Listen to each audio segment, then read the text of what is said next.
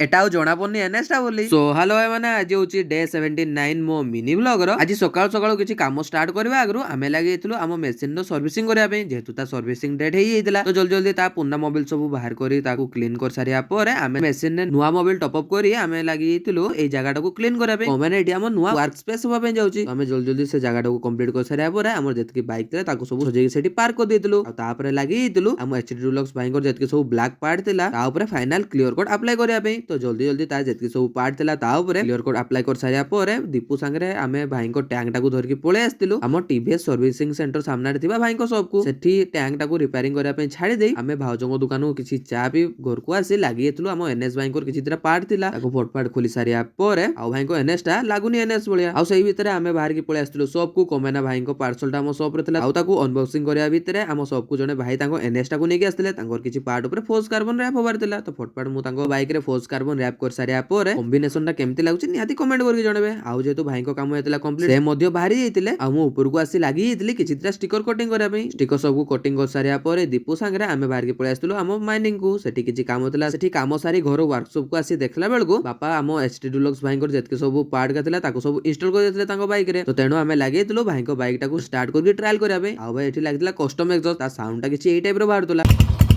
तो भाई माने आजिकार ब्लॉग टा आपन मानको केमति लागला निहाती कमेंट करके जणेबे। जय जगन्नाथ।